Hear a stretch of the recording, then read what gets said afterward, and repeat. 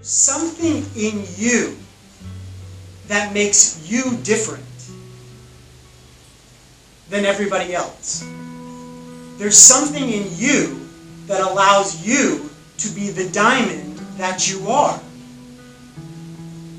And in order for you to really come to terms with that, you have to understand that everything about who you are is acceptable. Everything about who you are deserves honor.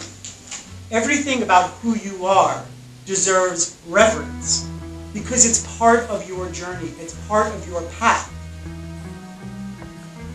And in that, you have the opportunity of creating your own actor's library, meaning having an accumulation of your life experiences that you allow yourself to draw from in your work. So first, you don't feel disconnected from specific circumstances. You have some reference point of what the character's going through based on something that you've tasted or experienced in your life. It can't be negated that what you are struggling with in your real life, you are inevitably going to have a similar struggle in your work. Because you're asked to do the same thing you're doing in life, which is live. And there's only so much you can fake it until someone sees through that. One thing that I can't do is give you your willingness to undo the things that you have created that in some way have led you to believe that they're going to protect you in one way or another. And if I had a magic wand, I'm going to cry just thinking about that. But if I had a magic wand, I would love to be able to take away everybody's pain. But I don't have that. That can only come from the warrior within you. And so when we're asking ourselves to open our heart, we have to really look into our being and come to terms with our own life experiences that have either asked us to shut our hearts down or have forced us to shut our hearts down, or where we have created a mentality to believe that if I shut my heart down or off, I will somehow be protected. If I shut my heart off, I will somehow not have to risk being hurt. If I shut my heart off or down, I don't have to experience loss. If I shut my heart off or down, I won't experience heartbreak. And once we become aware of those things, we could start to really understand the way we function in life. And it starts to create a path to the undoing of what no longer serves us.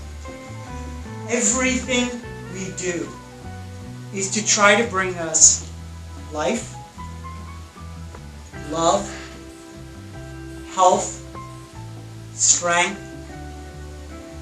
and power. And then it branches off into a million little families within that. There is not a human being alive that does what they do, even, really listen to this, even if it's the most heinous of acts, without thinking that what they are doing is in somehow, some way, going to better their experience. You have to face your obstacles head on when you're ready, in order for you to first transform them and then transmute them. Meaning, allow that heart wall to dissolve, allow those things that no longer serve you to turn into something that now does serve you. Because that awareness then becomes food for your artistry.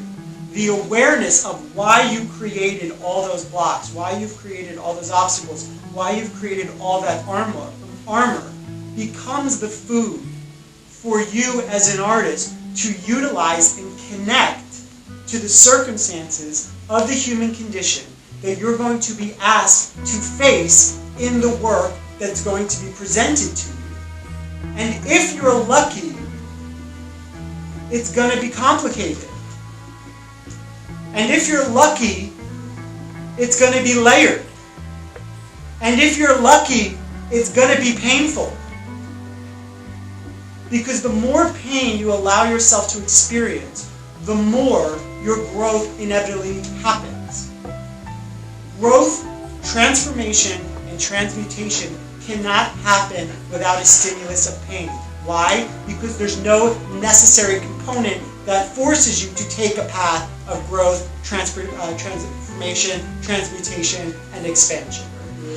When your interpretation of text, of the given circumstances, comes into play, it's going to force you to look at specific aspects of who you are and asks you, what are you willing to show of yourself that is your most private essence that you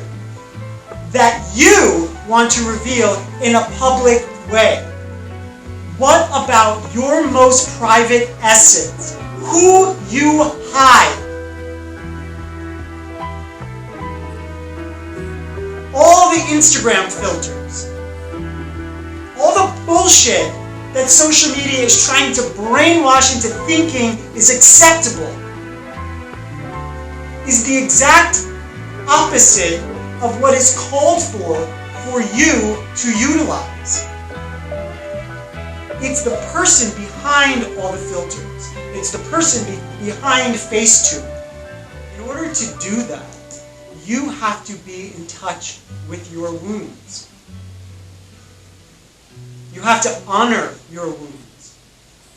You have to be aware of your wounds, and you have to pick and choose what you're willing to reveal about those that connect you to the work for you to reveal that life that the circumstances are asking you to reveal.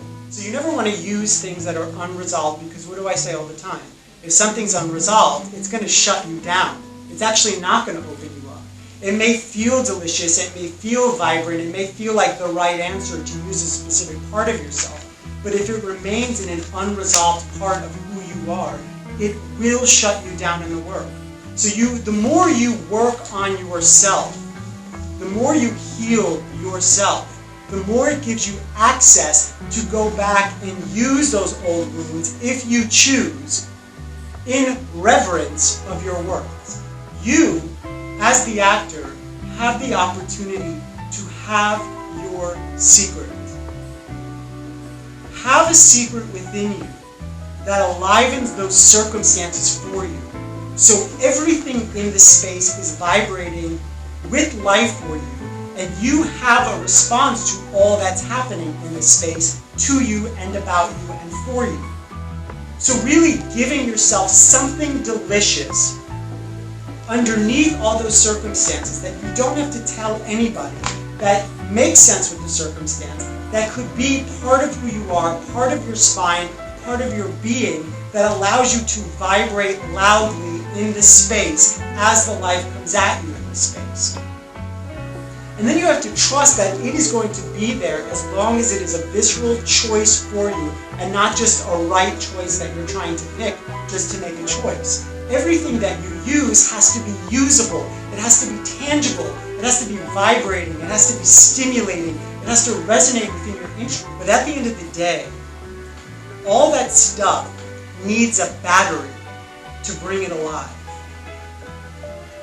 And the only battery that you have to bring all that technique and that work alive is your mind, your body, and your spirit.